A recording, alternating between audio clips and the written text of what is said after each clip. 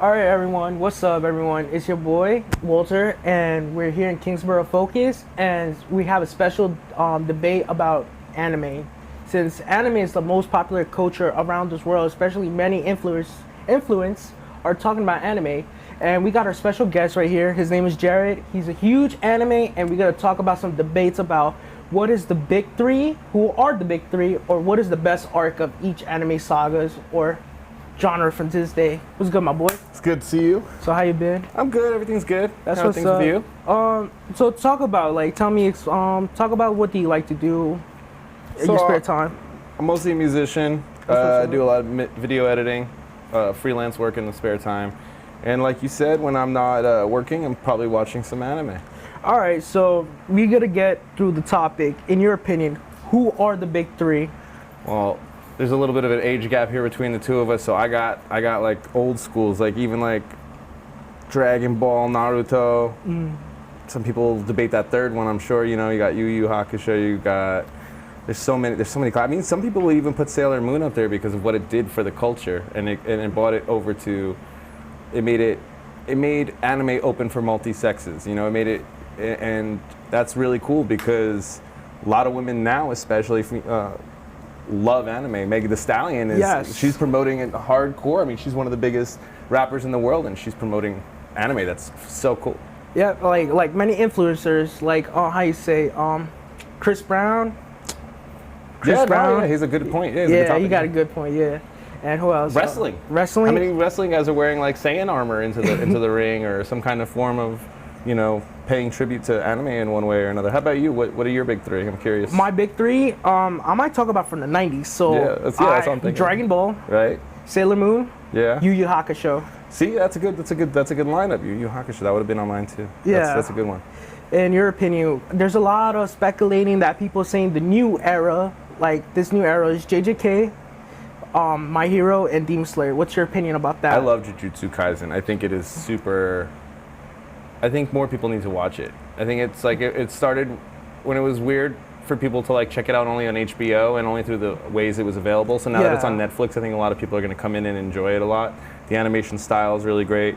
You said Demon Slayer? Yeah, Demon Slayer. So Demon Slayer is one of the ones that, when it first came out, I acknowledged that the artwork was beautiful, and I love the music. Gorenge by Lisa is probably one of the coolest intros in the last 10 years. But I couldn't get on the first arc. Then Mugen Train did it for me, man. I think it's one of those animes you're gonna love it right away, and then if it doesn't hit you right away, if you stick with it, there's gonna be an arc in there that's for you. Yeah, it's like a roller coaster. It gets super intense once you. In your opinion, Demon Slayer is the best anime because it's the story, or is just the artwork that carry it? For me, it was the art, but even the stuff that I didn't like at the beginning of the show. Yeah. After the village arc, I think the third arc, it kind of ties the stuff in that I didn't even like in the first season, in the first arc, and it pays off. So it's like the funny thing is, Seven Deadly Sins did that too, where the first season was good but slow, and then all the stuff that you learned in that first season becomes payoff at the end of it. You know, everything you learned, it's it's memories that you formed. Which an anime I think is really good at that over a lot of other long form of storytelling.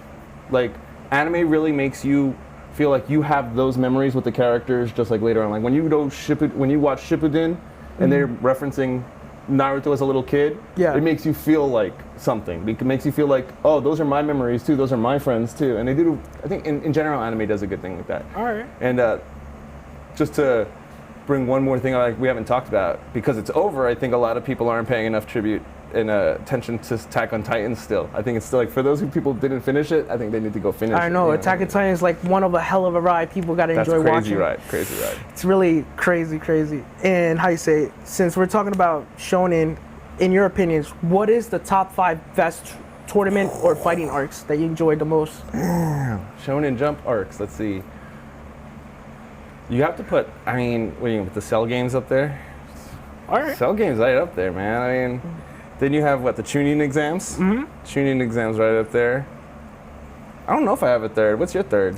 I mean, you might not even have the this same is my first two. opinion. Yeah, My get opinion yours. I'm is curious. My opinion is the tuning exams. Right? Who doesn't have that on their list? I forgot what is that arc from Hunter x Hunter. The Tower of Gods. Yeah, the Tower of Gods list. The Tower of Gods.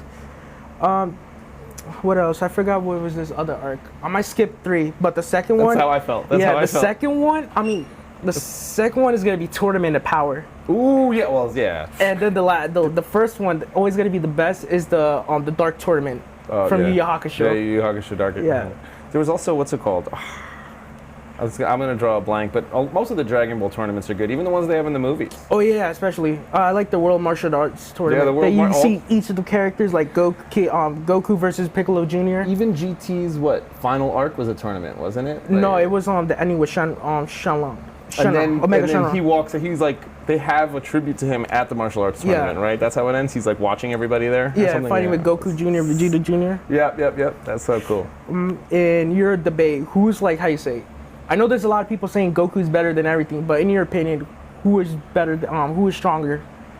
Damn. Well, they made Saitama from one, Yeah, Saitama. He's supposed to be like the most overpowered but character. That's the point, right? Like, I mean, that's the point. I mean, that's like, what's his name from the main character from I Got Reincarnated as a Slime, right? Like, that's the new generation, I feel, of anime, is like that the character is meant to be OP right off the bat.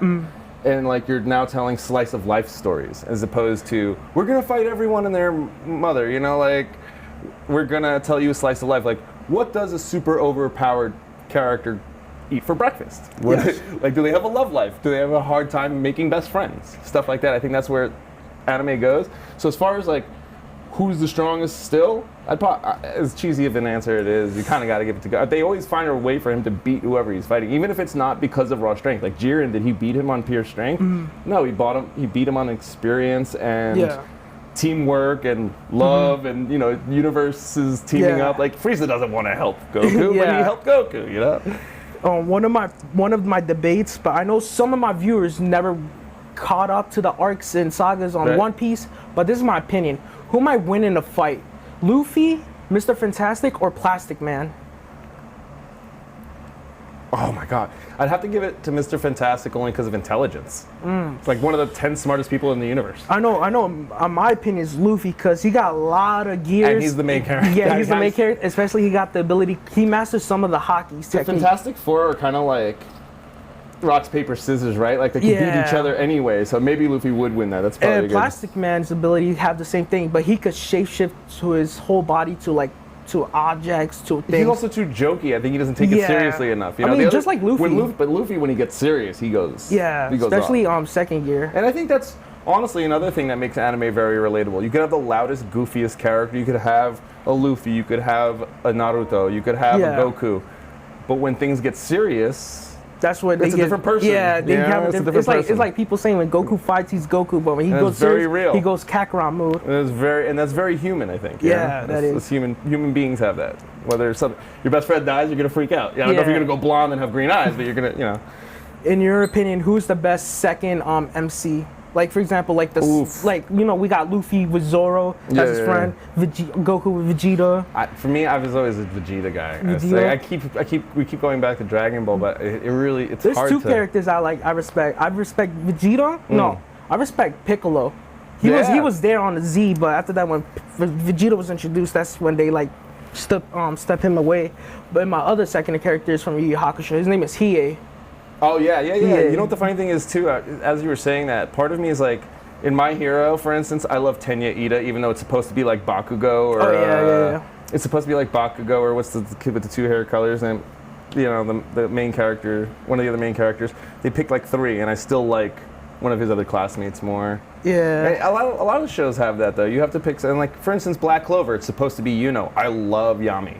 Yeah. Like Captain Yami's the man. Like how do you not like Captain Yami? So. How you say in One Piece, if you were in a crew, who will be your crewmates? Like who you want to invite? I mean, he picked a pretty good crew, dude. I mean, how do you not get Zoro though? Like Zoro, yeah. You got power, you got loyalty. Yeah. Same thing with Luffy. That guy puts his neck out for anybody. If you're on his team, you're on his team. The funny thing is, what's her name? The female character, the main girl in the show. Robin? Oh. Robin, right. Like, at first you wouldn't trust her, but by the end of it, by the time she's on the crew long enough, same thing. Yeah. You did put a really good crew together.